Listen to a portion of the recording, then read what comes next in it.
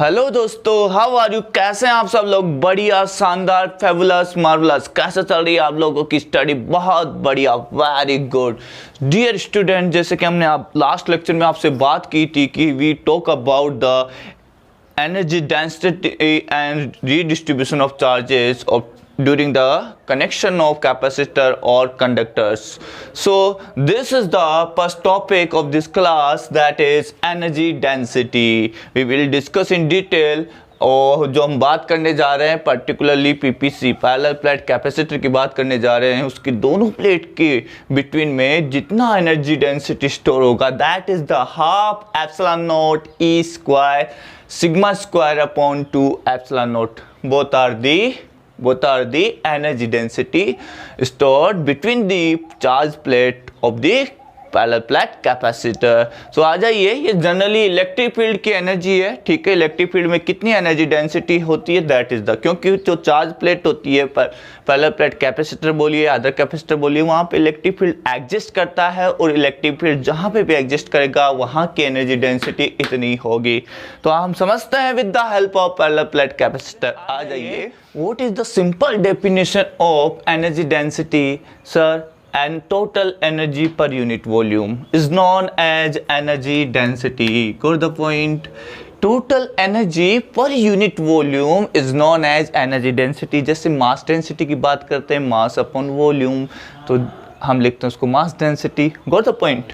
वैसे हमने बात की सर पर यूनिट वॉल्यूम जितना एनर्जी स्टोर होगा that is the energy density. Okay, simple है. टोटल एनर्जी हम फाइंड कर लेंगे कैपेसिटर की. Already we have done. क्या फॉर्मूला आए थे? Yes, half q v half c v square q square upon 2c. बहुत बढ़िया. अब वॉल्यूम एरिया इंटू सेपरेशन हो जाएगा. भाई इसके अंदर का वॉल्यूम कितना है? सेपरेशन d है और प्लेट एरिया कितना है? a. तो एरिया इंटू लेंथ आप लिखते हैं, area into height, area into depth, what ever जो भी लिखते हैं दैट इज द वॉल्यूम. तो आ जाइए, सिंपल बात करता हूँ. अगर इसको स्मॉल u से डिनोट करेंगे, capital U is the total energy.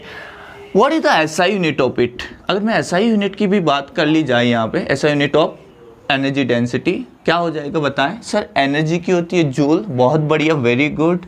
Joule per metre cube, joule per metre cube, very good. अगर हम इसकी डायमेंशन की बात करें, एनर्जी डेंसिटी की डायमेंशन की बात करें, तो आपको ये यू नहीं लिख के देगा एग्जाम में. जब आप बात करते तो आपको ये एक्सप्रेशन देता है. अब जिसको लर्न है ये एक्सप्रेशन की ये तो एनर्जी डेंसिटी है, ठीक है. अगर ये एनर्जी डेंसिटी उसको मालूम है कि ये तो एनर्जी डेंसिटी है, ठीक है, तो वो तो इसका क्या लिख देगा? डायमेंशन. ये भी दे सकता है आपको sigma square upon 2 epsilon not.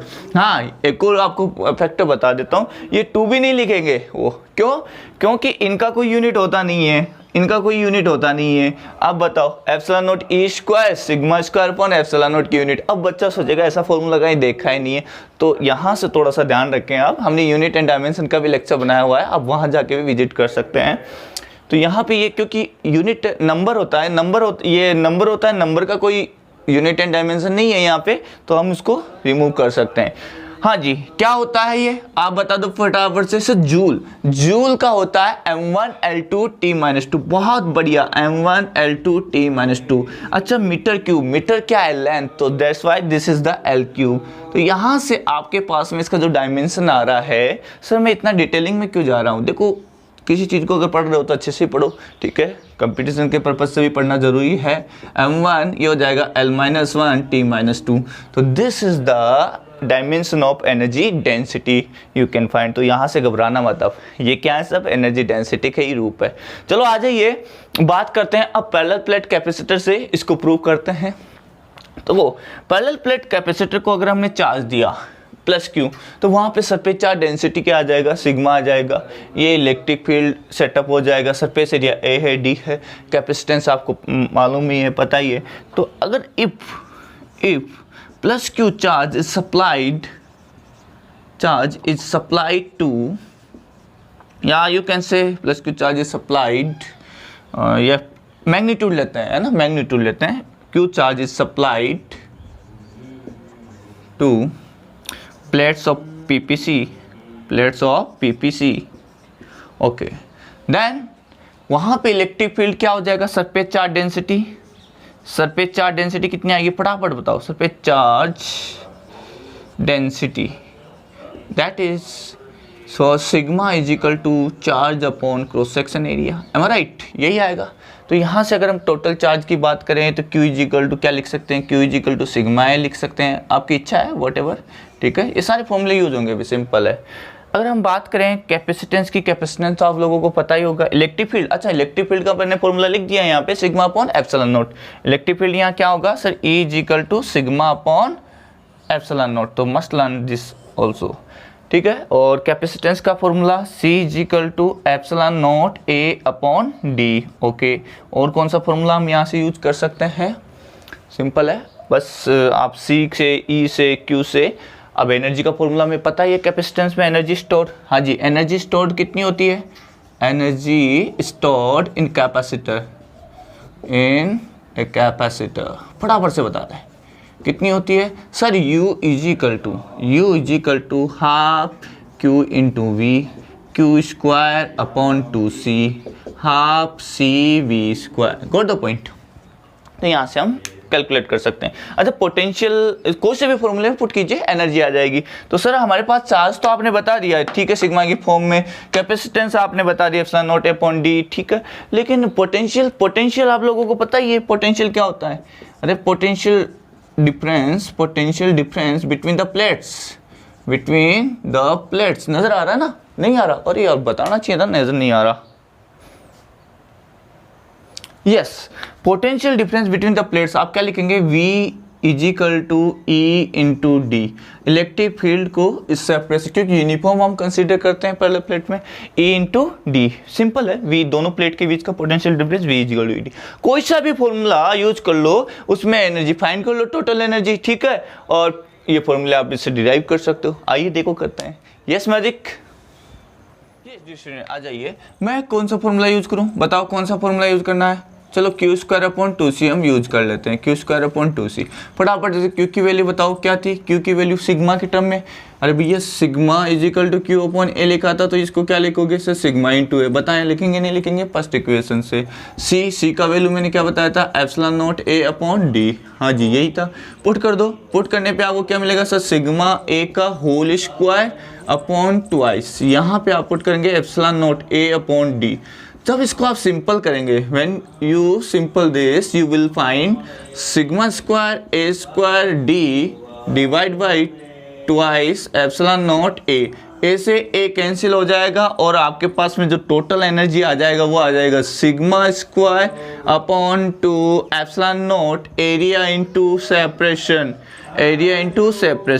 this is the total energy. Now tell me dear student, what is the AD?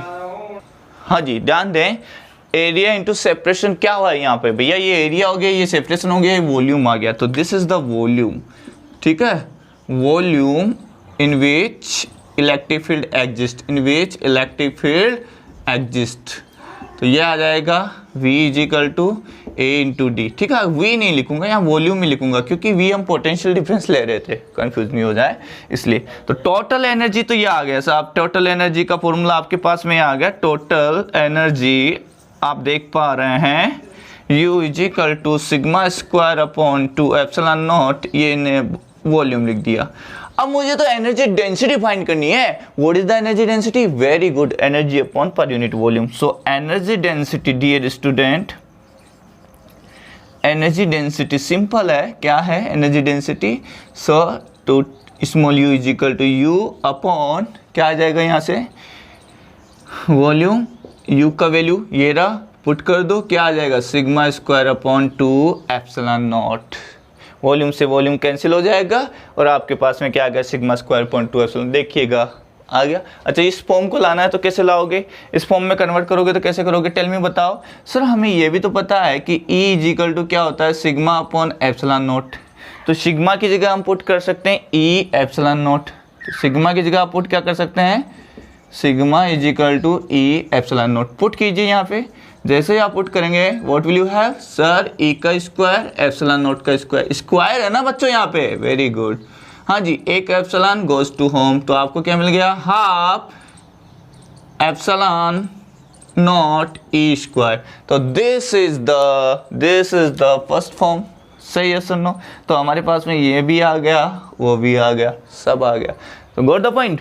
Like कर दें, सब्सक्राइब कर दें और शेयर जरूर कर दें। हाँ, जो आंसर्स हैं लास्ट, जो हमने लास्ट लेक्चर में डिस्कस किए थे, उनके आंसर्स लास्ट में सॉल्यूशन आपको मिलेगा, बिल्कुल ओके। तो बने रहिए। जिस स्टूडेंट आ जाइए, मैं बात कर रहा हूँ। देखो जिस तरह से किसी ने बालक ने बोला कि सर इलेक्ट्रिक फील्ड में एनर्जी स्टोर होती है तो मैग्नेटिक फील्ड में भी होती होगी, ऑब्वियसली। तो ध्यान रखें इस चीज़ का, जो UEC लिख रहा हूँ वो इलेक्ट्रिक फील्ड में कितनी आई थी, half epsilon not E square, यही आई थी, ठीक है। मैग्नेटिक फील्ड में भी जो एनर्जी डेंसिटी आएगी, मैग्नेटिक फील्ड में B से रिप्रेजेंट करेंगे energy density in magnetic field. This is the energy density in magnetic field, ठीक है। ये मैग्नेटिक फील्ड में है एनर्जी डेंसिटी UB।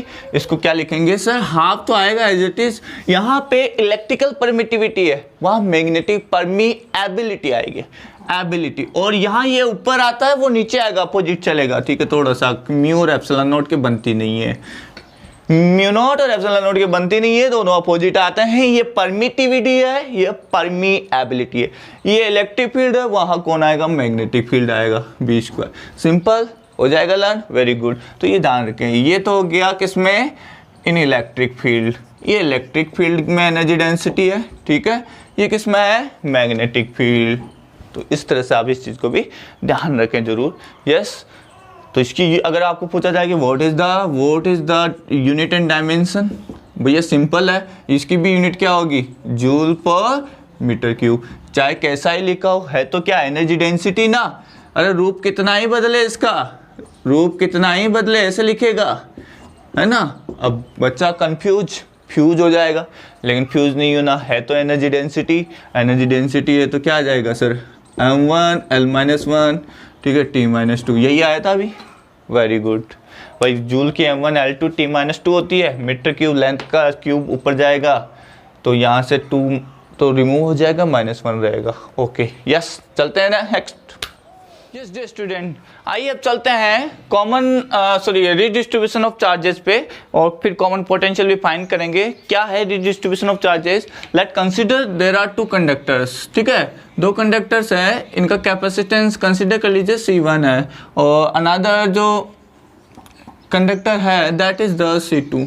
आप स्पेरिकल भी ले सकते हैं, एक डाटा और ऐड हो जाएगा, ठीक है। अगर स्पेरिकल होगा तो रेडियस भी हम कंसीडर करेंगे, ठीक है।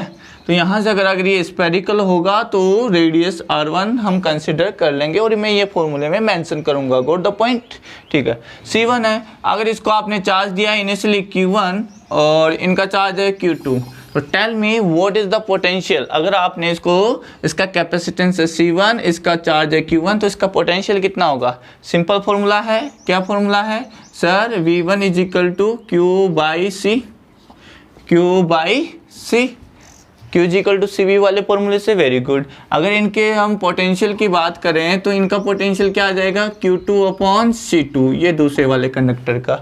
आई होप क्लियर है ये वाला। तो बिफोर कनेक्शन में बात करूं आपसे, बिफोर कनेक्शन की पहला जो स्टेटमेंट है, बिफोर कनेक्शन, हाँ जी, बिफोर कनेक्शन जब आप देखेंगे तो इनका जो चार्ज है वो Q1 एंड Q2 है, कैपेसिटेंस C1 एंड C2 है, और इनका पोटेंशियल V1 एंड V2 है।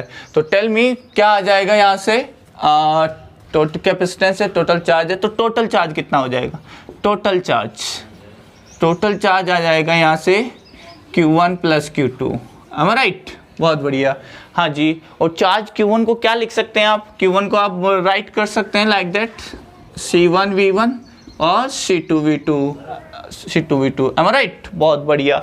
अच्छा ये बताएं पोटेंशियल हमने लिखा है वहाँ पे, पोटेंशियल एनर्जी की बात करें, potential energy of A charged conductor, तो U1 क्या आ जाएगा, हाफ C1V1 स्क्वायर, कोई सा भी फॉर्मूला अप्लाई कर सकते हैं, half Q²/2C, half QV, half CV square. I am writing here C1V1 square. और सिमिलरली अगर आप यहाँ से U2 फाइंड करना चाहें तो U2 आ जाएगा यहाँ से हाफ C2V2 का स्क्वायर, गॉट द पॉइंट। ये बिफोर कनेक्शन की कहानी है। आफ्टर कनेक्शन क्या होगा, तो देखिएगा दूसरा केस जब मैं यहाँ पे कंसिडर करूँ आप ही के सामने बच्चों, आफ्टर कनेक्शन, हाँ जी, आफ्टर कनेक्शन देखिएगा क्या होता है। तो डियर स्टूडेंट, आफ्टर कनेक्शन, जैसे ही आप इनका कनेक्शन करेंगे, तो चार्ज क्या होगा, फ्लो होगा। कहाँ से कहाँ फ्लो होगा, टेल मी, चार्ज कहाँ से कहाँ फ्लो होगा? सर हाई पोटेंशियल से लो पोटेंशियल। मैं कंसिडर कर रहा हूँ कि potential of first conductor is higher as compare to conductor second. तो simple you can say sir if V1 greater than V2, तो चार्ज कहाँ से फ्लो होगा सर? Higher potential to lower potential charge flow होगा। ठीक है, ये स्मॉल dq में कंसिडर कर रहा हूँ, यहाँ से चार्ज फ्लो हो रहा है। तो आफ्टर सम टाइम इनका जो पोटेंशियल है, इसका पोटेंशियल है वो डिक्रीज होता जाएगा और एक पोटेंशियल V पे आके कॉमन हो जाएगा। इनका पोटेंशियल V2 इंक्रीज होता जाएगा, एक कॉमन पोटेंशियल पे आके सेम हो जाएगा।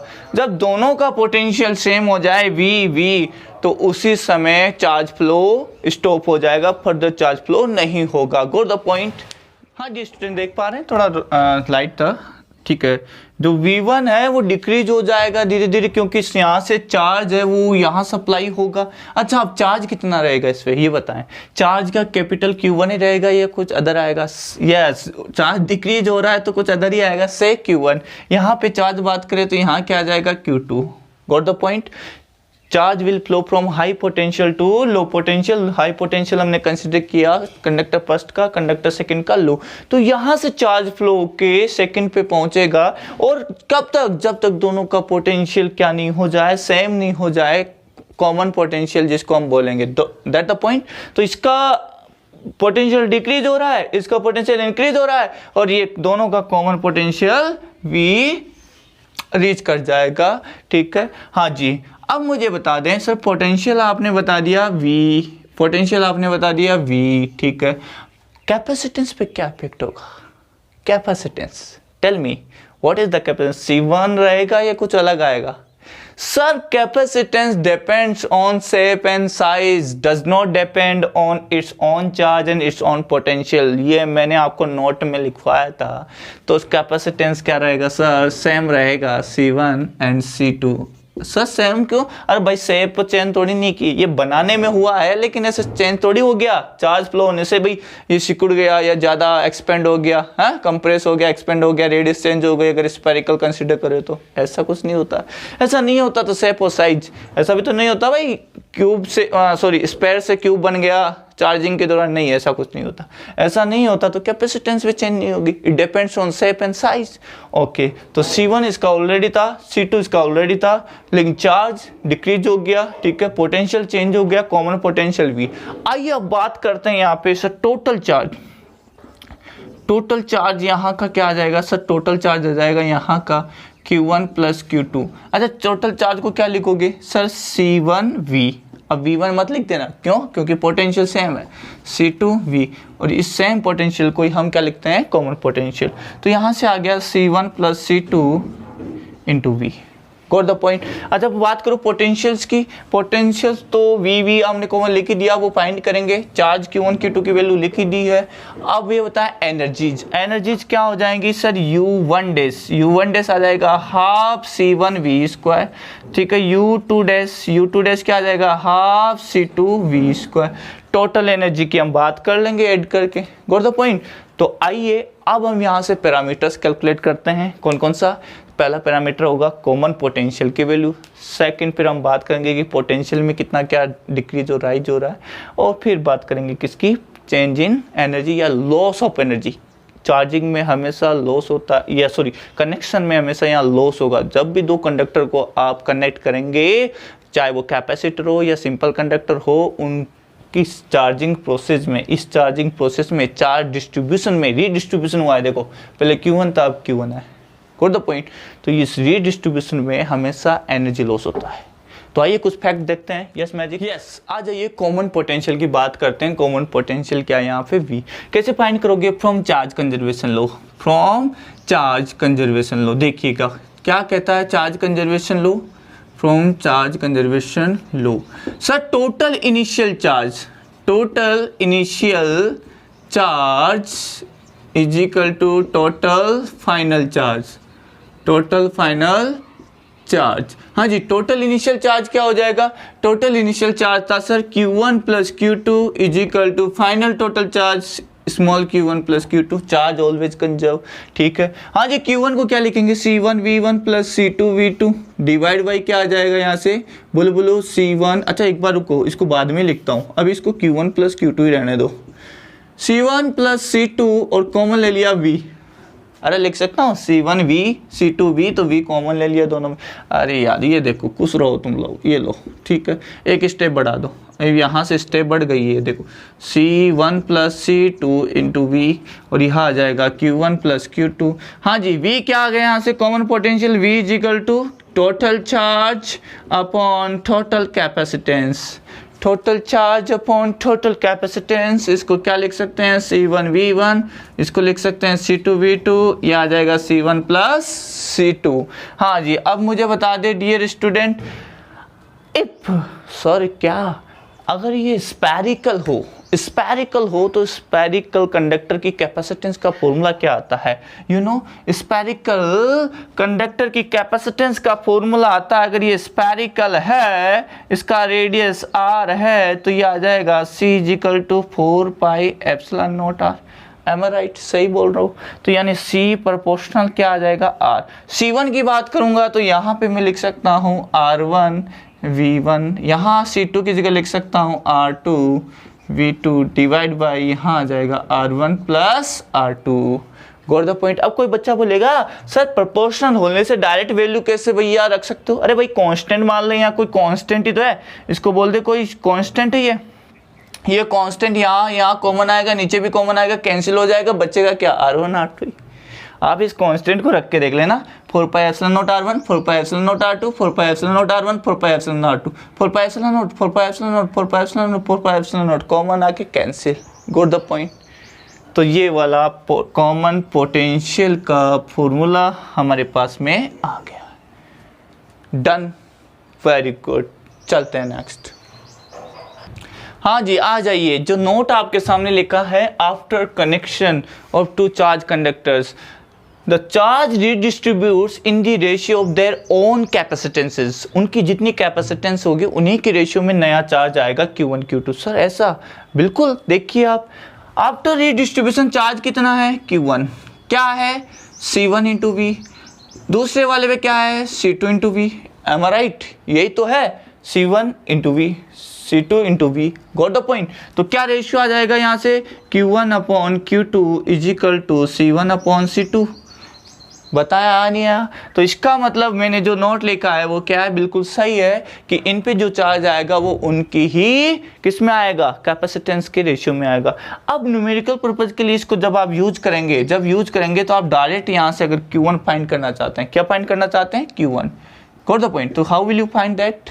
टोटल चार्ज आपको गिवन हो और Q1 आपको फाइंड करना है तो आप डायरेक्ट फॉर्मूला लगाएं, क्योंकि C1 की रेशियो में डिवाइड होता है तो C1 upon C1 plus C2।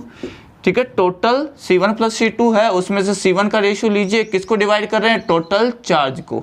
यह है ऐसे। अगर मुझे Q2 फाइंड करना है तो क्या आ जाएगा? ऊपर क्या लिखूंगा? C2 और नीचे कौन क्या लिखूंगा? दोनों का सम C1 प्लस C2 इंटू किसको डिवाइड करना है? टोटल चार्ज को। Got the point.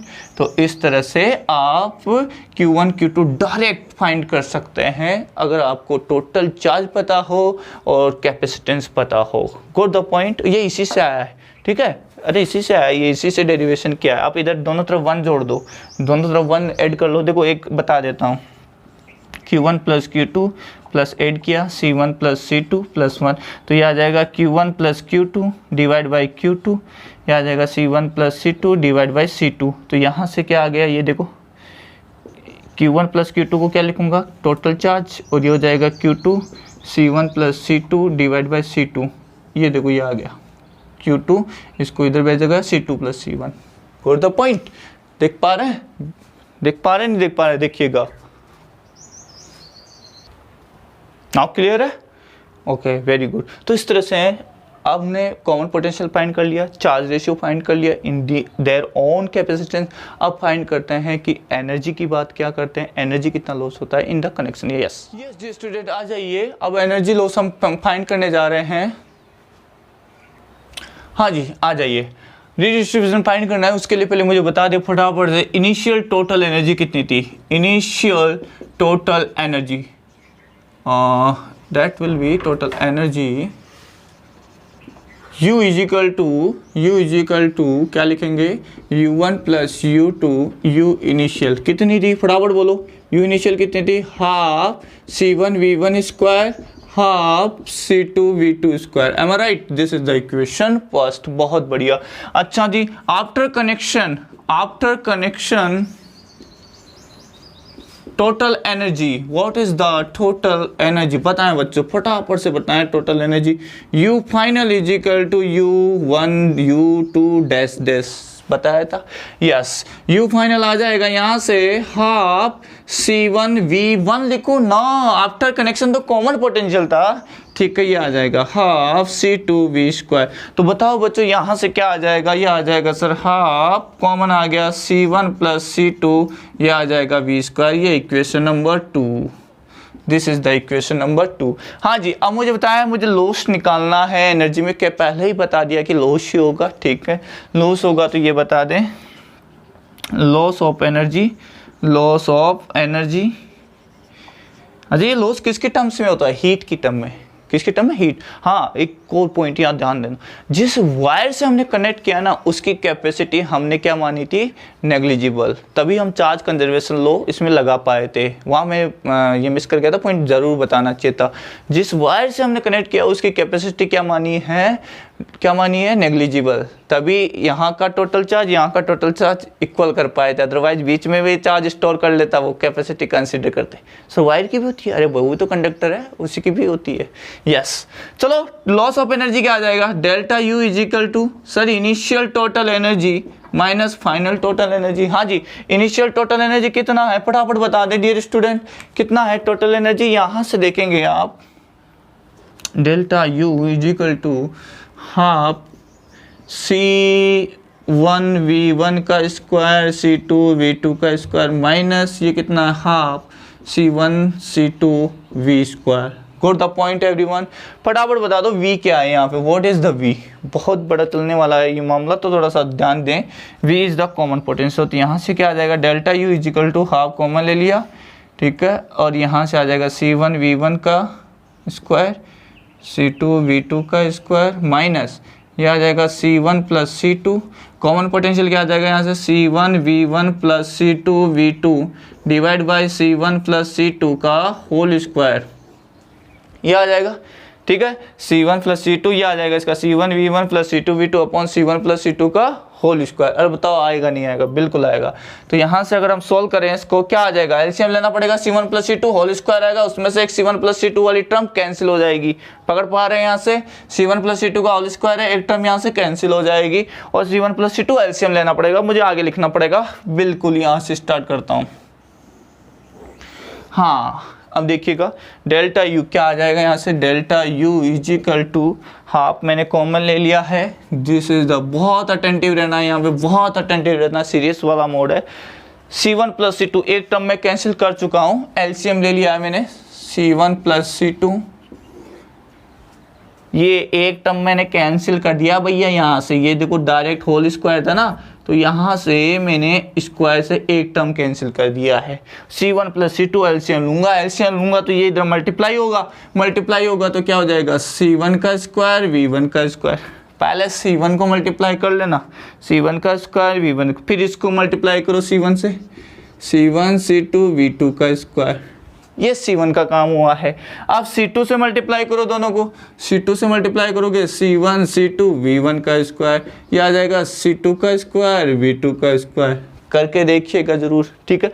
अब इधर इसका भी तो होल स्क्वायर है सर, इसका होल स्क्वायर ओपन करो भैया, आप देखो माइनस का साइन है यहाँ पे, ये रहा माइनस, ये हो जाएगा C1 का स्क्वायर V1 का स्क्वायर C2 का स्क्वायर V2 का square minus 2 C1 C2 V1 V2।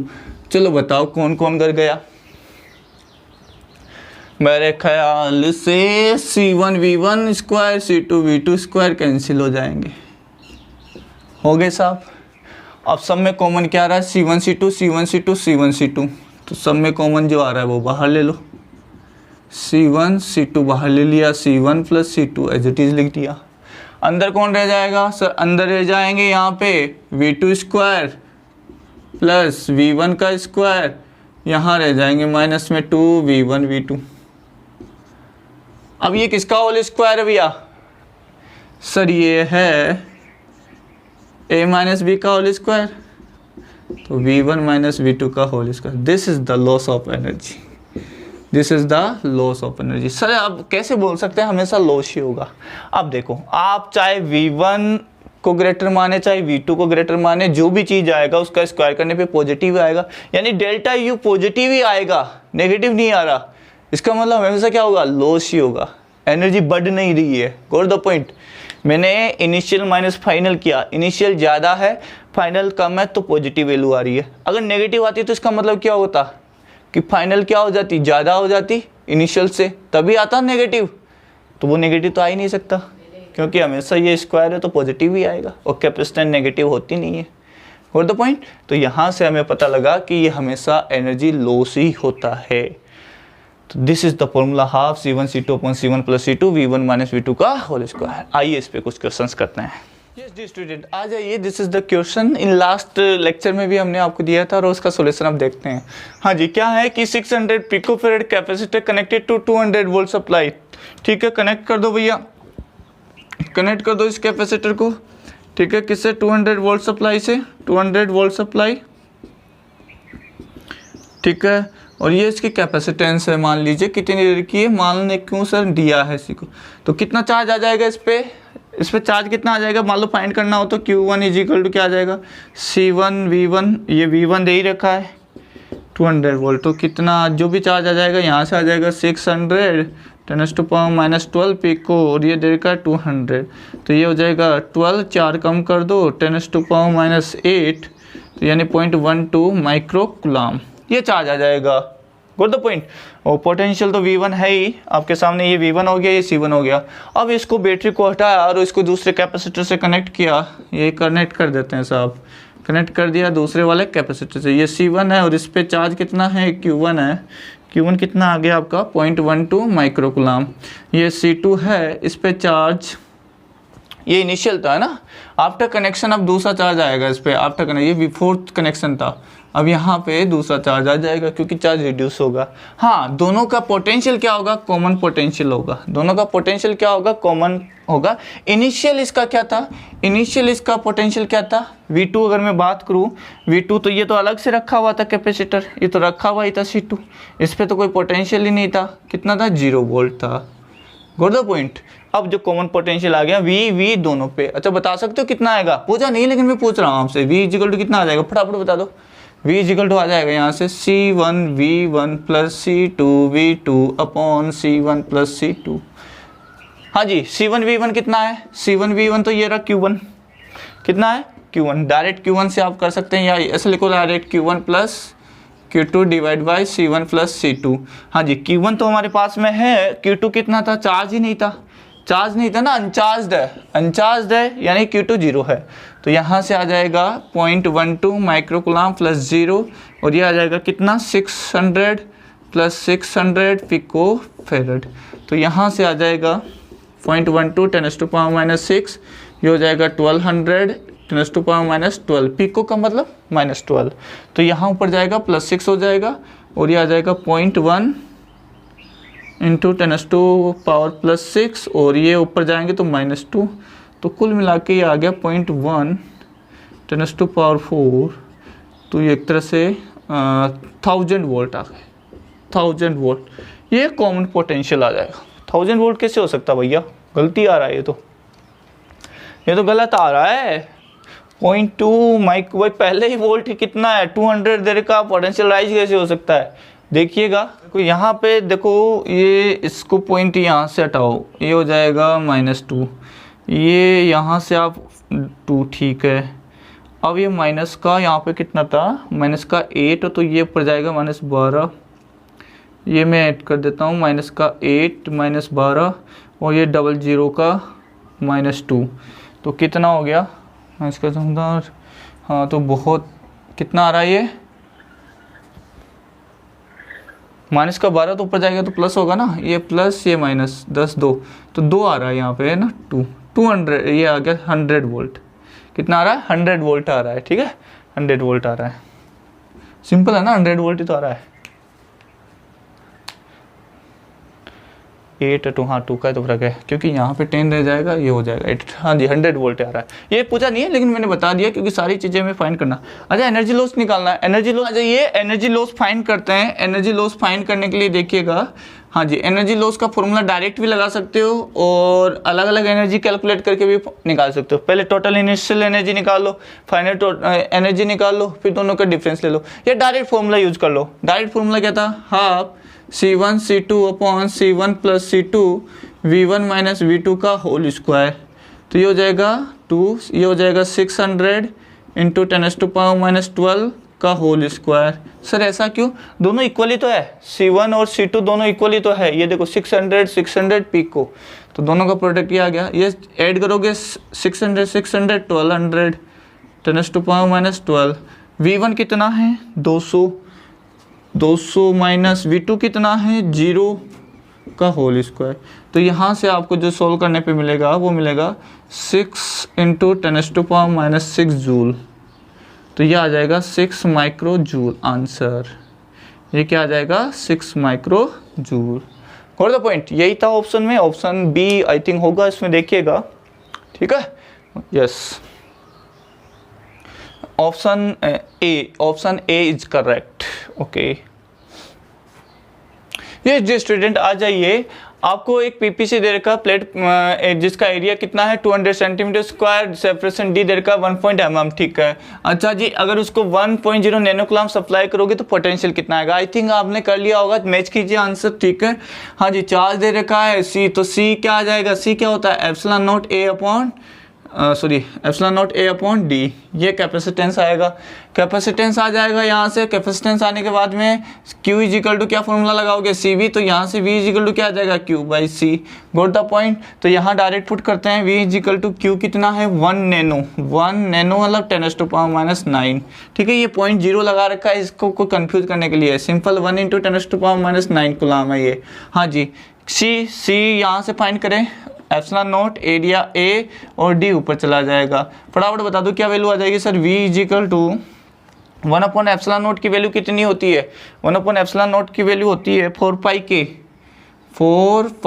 के, ठीक है। और ये एरिया है 200 सेंटीमीटर को मीटर में कन्वर्ट करेंगे, मीटर स्क्वायर 10⁻⁹।